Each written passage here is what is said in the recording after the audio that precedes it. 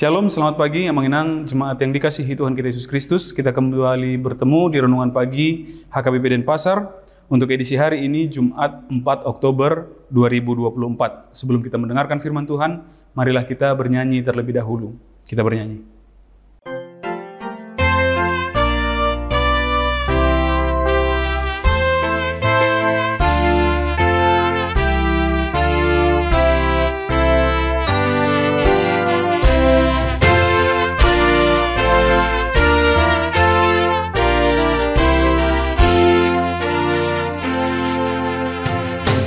Totong tutuna dengan do pambani debatata matua so solando sude doi marhata pos maroham di ihuton maibada nabana dorohana.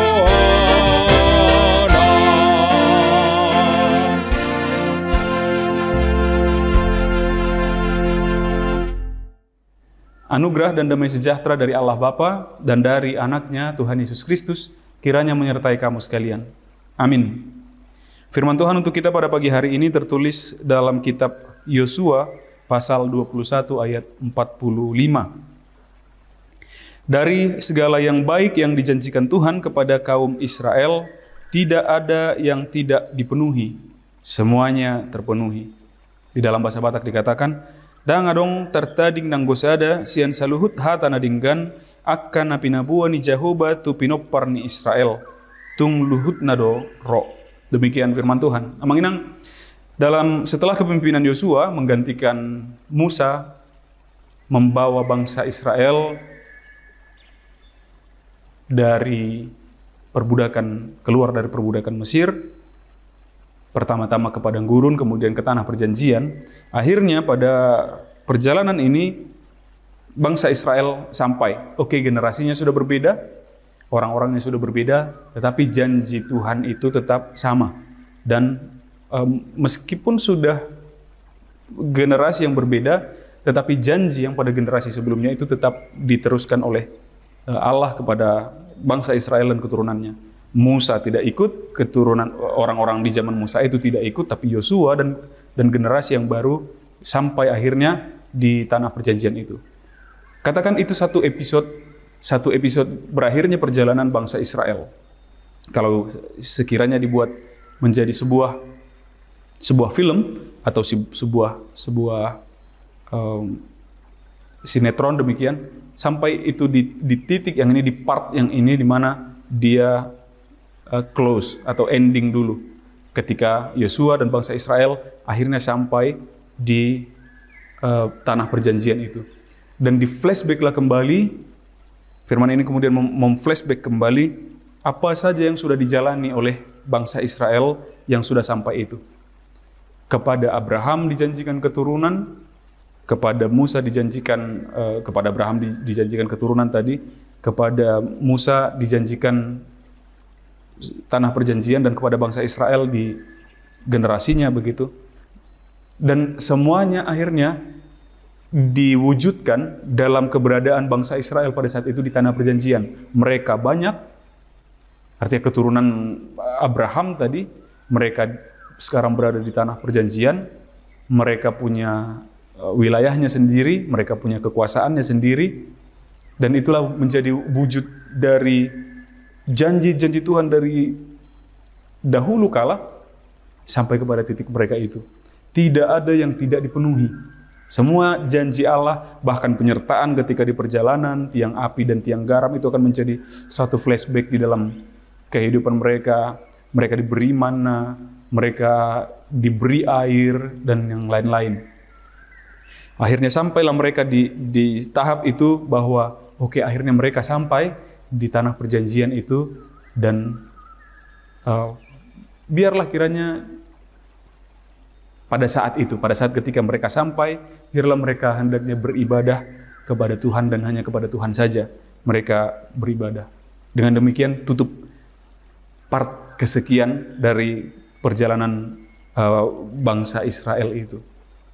Memang kalau kita teliti, yang mengenang kita ikuti, kita baca semuanya dari mulai penciptaan begitu sampai kepada tahap di sini bangsa Israel, semuanya akan kita lihat bahwa apa yang Tuhan janjikan selama kitab-kitab sebelumnya sampai kepada titik ini, semua yang dijanjikan oleh Tuhan itu memang dipenuhi. Itu yang kita sebut, yang selalu kita sebut dengan kasih setia. Tidak hanya kasih, tetapi juga setia. Bahkan keturunan bangsa Israel di mana Tuhan berjanji, itu pun janji itu pun masih tetap dijalankan. Bahkan sampai sekarang, Amanginan, ketika kita katakan bahwa pemilihan bangsa Israel telah menjadi kepada bangsa Israel yang rohani, yaitu orang-orang Kristen, janji-janji Tuhan itu tetap ada. Kita tetap disertai. Apalagi itu telah diperbaharui dalam diri Yesus Kristus, dalam perjalanan Yesus Kristus, kematiannya, kebangkitannya, dan kenaikannya ke surga, kemudian diperbaharui kepada orang-orang Israel rohani, yaitu orang-orang Kristen, orang-orang yang percaya kepada Yesus Kristus. Dan kita juga sedang dibawa, seperti bangsa Israel yang dahulu kala, kita sedang dibawa dari perbudakan dosa, dari perbudakan maut. Bangsa Israel dibawa dari perbudakan Mesir, kita dibawa dari perbudakan maut menuju tanah perjanjian, yaitu surga kekal. Kerajaan Allah itu sendiri. Kita dibawa menuju tempat itu. Dan mari kita ingat, mengenang sebagaimana perjalanan bangsa Israel, apa saja kesalahan mereka, apa saja kekurangan mereka pada perjalanannya menuju tanah Kanaan, menuju tanah perjanjian itu, jangan sampai kita ulangi kembali.